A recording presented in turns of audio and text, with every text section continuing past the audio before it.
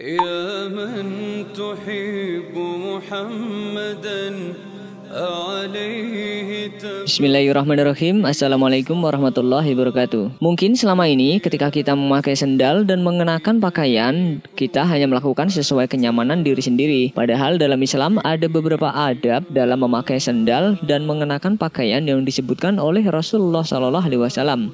Sebelumnya tekan tombol subscribe dan nyalakan loncengnya. Bagikan video ini ke teman dan keluarga kalian karena sebaik-baik kalian adalah orang yang mempelajari Al-Quran kemudian mengajarkannya kepada orang lain. Satu lagi, simak video ini sampai selesai biar nggak salah paham.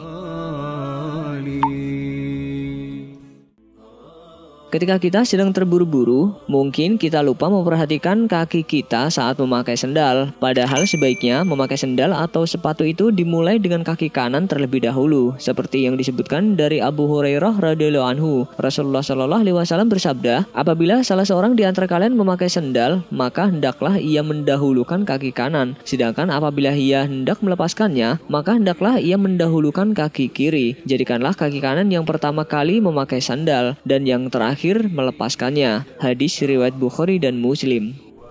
Dari hadis ini menunjukkan bahwa cara Rasulullah SAW memakai sendal adalah dimulai dengan kaki kanan kemudian kaki kiri. Begitu pula sebaliknya, jika beliau melepas sendal maka dimulai dengan kaki kiri baru mengakhiri kaki kanan. Imam Nawawi mengatakan bahwa memulai sesuatu dengan anggota kanan adalah untuk memulai segala sesuatu yang berkaitan dengan kemuliaan, sedangkan memulai sesuatu dengan anggota kiri adalah untuk kebalikannya, yakni seperti masuk ke kamar mandi, melepas sendal, sepatu, keluar dari masjid untuk istinja, dan dari semua hal kotor atau menjijikan. Sebelum memakai sendal, kita juga dianjurkan untuk membaca basmalah dan doa. Adapun doa sebelum memakai sendal adalah sebagai berikut. Dengan menyebut nama Allah, ya Allah, limpahkanlah sholawat kepada junjungan kami Nabi Muhammad dan keluarganya. Semoga engkau menginjakan kedua kakiku di dunia dan akhirat, lalu menetapkan keduanya pada sirat di hari kaki-kaki manusia tergelincir di dalamnya. Tidak hanya saat hendak memakai sendal, ketika melepaskannya pun kita juga dianjurkan untuk membaca doa seperti dengan menyebut nama Allah, segala puji bagi Allah yang telah memberiku sesuatu yang dapat kupakai untuk menjaga kakiku dari kotoran. Ya Allah, tetapkanlah kedua kakiku pada siratal mustaqimu dan jangan engkau gelincirkan dari jalanmu yang lurus. Hal yang perlu kita ingat saat mengenakan sendal juga yaitu kita tidak dianjurkan berjalan dengan satu sendal. Seperti yang disebutkan dari Abu Hurairah radhiyallahu anhu, Rasulullah SAW bersabda, jika tali sendal kalian copot, maka janganlah berjalan dengan satu sandal sehingga memperbaiki sendal yang rusak. Hadis riwayat Muslim. Demikian pula dari Abu Hurairah, Rasulullah SAW bersabda, janganlah kalian berjalan menggunakan satu sendal. Hendaknya kedua sendal tersebut dilepas ataukah keduanya dipakai. Hadis riwayat Bukhari dan Muslim. Perlu diketahui bahwa dua hal tersebut hukumnya adalah dianjurkan dan tidak wajib. Oleh karena itu, bila kita mendapatkan masalah dengan alas kakinya karena tali sendal copot, maka hendaknya berhenti sejenak untuk memperbaiki sendal tersebut atau melepas semua sendal lalu melanjutkan perjalanan.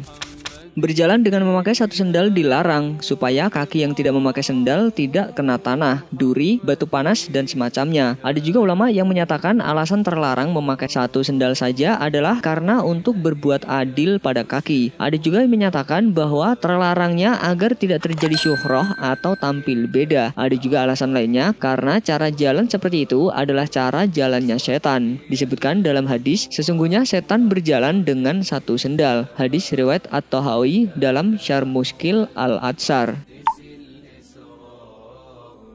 Dalam berpakaian juga ada adab-adab yang perlu diperhatikan, seperti yang diungkapkan Rasulullah SAW, hendaknya memulai memakai pakaian dari sebelah kanan. Dari Aisyah radhiyallahu anha, ia berkata, Nabi SAW membiasakan diri mendahulukan yang kanan dalam memakai sendal, menyisir, bersuci, dan dalam setiap urusannya. Hadis riwayat Bukhari. Selain itu, terdapat sebuah hadis yang menjelaskan tentang larangan seorang laki-laki memakai kain sutra dan emas. Ketika itu, Rasulullah SAW membawa kain sutra di tangan kanannya dan emas di tangan kirinya. Lalu beliau bersabda, sesungguhnya dua jenis benda ini haram bagi kaum lelaki dari umatku. Hadis riwayat Abu Daud dan dinilai sahih oleh Syekh Al-Albani. Hadis lain juga menyebutkan dari Hudzaifah, Nabi Shallallahu Alaihi Wasallam bersabda, janganlah kalian mengenakan pakaian sutra dan juga dibaj atau sejenis sutra. Janganlah kalian minum di bejana dari emas dan perak. Jangan pula makan di mangkoknya, karena wadah semacam itu adalah untuk orang kafir di dunia, sedangkan bagi kita nanti di akhirat. Hadis riwayat Bukhari dan Muslim. Rasulullah Shallallahu Alaihi Wasallam juga menyebutkan bagi laki-laki sebaiknya menggunakan pakaian yang tidak isbal. Isbal di sini artinya menggunakan pakaian yang panjangnya melebihi mata kaki, baik itu celana, sarung, jubah dan semisalnya. Nabi Shallallahu Alaihi Wasallam bersabda, pada hari kiamat nanti Allah tidak akan memandang orang yang menyeret kainnya karena sombong. Hadis riwayat Bukhari. Hadis ini menunjukkan terlarangnya memakai pakaian menjulur hingga ke tanah dalam rangka kesombongan. Jika untuk kesombongan, maka hukumnya haram dan termasuk dosa besar karena diancam bahwa Allah tidak akan memandang pelakunya pada hari kiamat.